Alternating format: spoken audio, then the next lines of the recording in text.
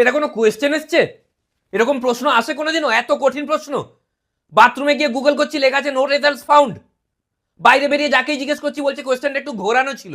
মানে আমরা মাধ্যমিক দিতে গেছি না গুগলি রাউন্ড খেলতে গেছি ওখানে? আর সারাক্ষণ দেখো পরীক্ষার রুমে ফার্স্ট বেঞ্চ থেকে লাস্ট বেঞ্চ শুধু হাঁটছে, শুধু হাঁটছে। পরীক্ষায় গার্ড দিতে এসছে না কার্ডিও করতে এসছো?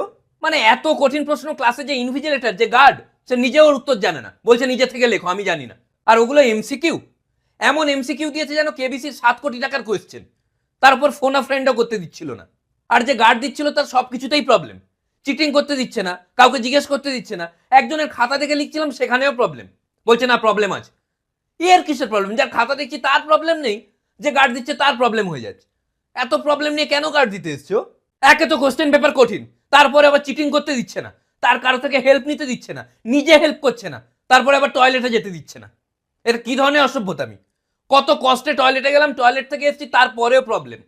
অদ্ভুত যুক্তি দিচ্ছে, বলছে না বলে টয়লেটে গেছিলে কেন?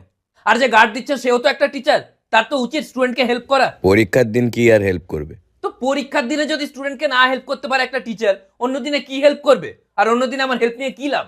কত সুন্দর প্রিপারেশন নিয়ে এসেছিলাম, কত আশা ছিল নিজের ওপর। ভালো প্রিপারেশন ছিল? তো কি 3টে সেট মাইক্রো করে নিয়ে এসেছিলাম, ধরা পড়ে যাওয়ার পরে অদ্ভুত বায়না, 3টে সেটই আমাকে দাও। আরে এ কি ধরনের বায়না? আমি বললাম দুটো নিন, একটা আমাকে দিন। না, 3টেই দাও।